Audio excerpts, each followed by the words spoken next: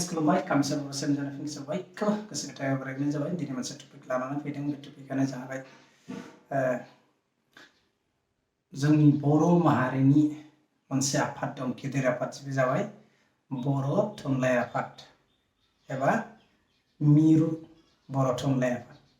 स' बेनि थाखाय जों इंलिसाव बड' साहित्य सभा होननानै लिरो। बेनि थाखाय बर' बड' गोबां कनफिउस, गतिके आंबो क्लियार मिन्थियामोन बेनि सोमोन्दै।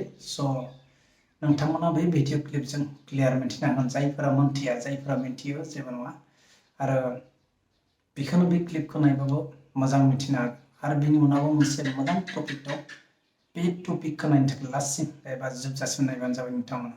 आरो जायफोरा आंनि चेनेलाव गोदान फैदों, अन्नानै प्लिज आंनि चेनेलखौ साबस्क्राइब खालामना लादो आरो खनाय बेलाइखौ नटिफिकेसन थुनानै अल खालामना ला, जाहाथे नटिफिकेसन थाबनो सौहैयो। आरो लोगोसे आंनि ब्लगखौ नायनानै माबायदि मोनो एकदम कमेन्ट खालामनो दाबाव। स' रायजोफोर सोरबा बयबो नायदो बे क्लिपखौ, बेनि उनाव सावरायगोन आं। आरो गोबां मानसिफ्रा बेखौ बर' खालामनो नागिरबाय थादों। बर' साहित्य सभा ना बड' साहित्य सभा, बे मोननै सोदोबखौ माने दानि जेनेरेशना सुखुआ। मोनसे बड', बे बर' जानांगौ होनबाय थायो, आरो मोनसे सभाखौ बे सोदोबखौ सोलायनानै थुनलाइ आफादल' खालामनो नागिरबाय थायो। दा बिनि गेबें फिननाया बेनो जे 1952 मायथाइयाव जेब्ला फार्स्ट जथुम्मा जिरायदोंमोन कन्भेन्सन, बेहाय बे बाथ्राखौ लानानै सावरायनाय जादोंमोन जे जोंनि आइडेन्टिटिया मा जागोन।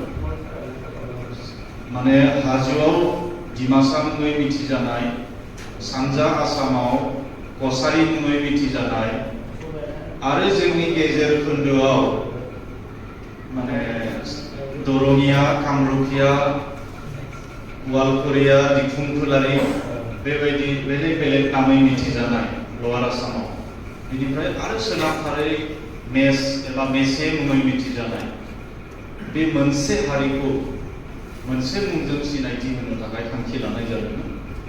आरो अब्ला बयबो बे सावरायनायाव बाहागो लादोंमोन। आरो मदाराम ब्रह्मआनो बेखौ थांखिदोंमोन बै समाव जे लिंगुइस्टिकेलि जोंनि आइडेन्टिटिया, जोंनि सिनायथिया रावजों जेब्ला, गतिके बड' टार्म्सखौ जों बाहायनांगौ। आरो लिंगुइस्टिक्सफ्रा जोंखौ बड सोदोबनिफ्राय बड' सोदोबा अरिजिन जादों। बड कान्ट्रिनिफ्रायनो वांगु आरो यांजों फैनानै जों बेहाय थाफैजेनदों होननानै बुंदों। गतिके जोंनि सिनायथिया बड' जानांगौ।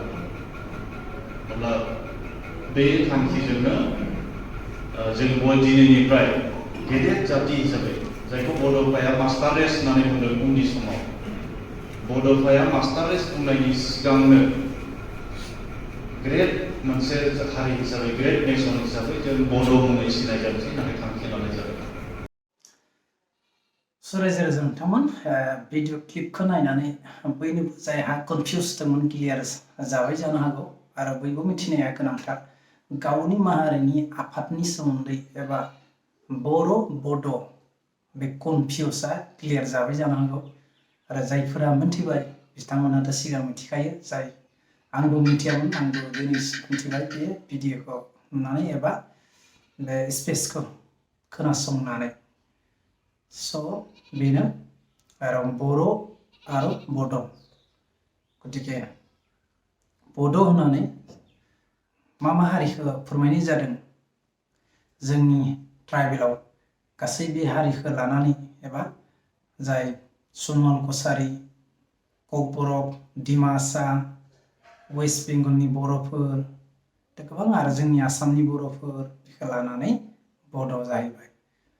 बेनिखायनो बड' साहित्य सभा होननानै लिरो। गतिके आंबो कनफिउसमोन, जाहाथे बर' साहित्य सभा एबा बड' साहित्य सभा, बेयाव गोबां कनफिउस जायोमोन। स' नोंसोरनि गेजेरावबो बिदि कनफिउस जानो हानाय जानो हागौ। स' बेखौनो एसे दिन्थिबाय जाहाथे बयबो मिथिखायो। मानो होनबा जोंनि गावनि माहारिनि आफादफोरखौ एबा सोरबा बेलेग हारिया सोंनोबो हागौ, नोंसोरो बर' बा बड' साहित्य सभा मानो लिरो। स' जों क्लियार बुजायनो हाबा मोजां, स' बेनि थाखाय दिन्थिबाय जाहाथे नोंथांमोनाबो आंनि बे ब्लगखौ जोबजासिम नायदोंबा हयथ' निस्सय बुजायनो हागोन मानि थाखाय जों बड' साहित्य सभा होननानै लिरो आरो मोनसे आं बुंदोंमोन नोंथांमोनाव मोनसे मोजां टपिक दं लास्टाव बे जाबाय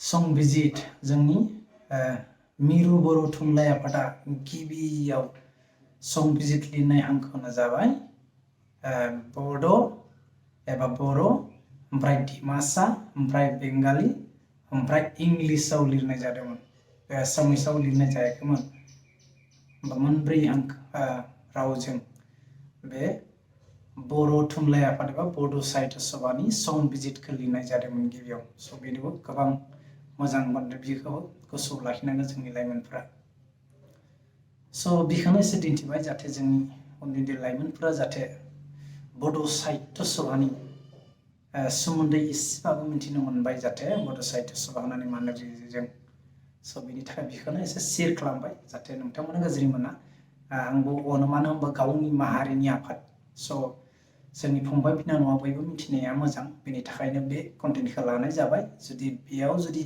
बे कन्टेन्टखौ लानायाव जुदि माबाफोर गोरोन्थि जादोंब्ला हयथ' आं खर' गंग्लायनानै बयनिसिमबो निमाहा बिनाय थाबाय आरो लोगोसे आंनि बे कन्टेन्टखौ जायफोरा बेसेन गोसा समखौ होनानै जोबजासे नायबाय बिथांमोनखौबो आंनि गोसो गोरबोजों रोजा रोजा साबायखर बावहरबाय स' लास्टआव बेनोसै जायफोरा गोदान फैदों आंनियाव चेनेलखौ साबस्क्राइब खालामना लादो आरो गनाय बिलाइखौ दं बेखौबो थुनानै अफ खालामनानै ला स' दिनैनि टपिकआ बेनोसै स' बाय बाय सि इउ नेक्स्ट ब्लग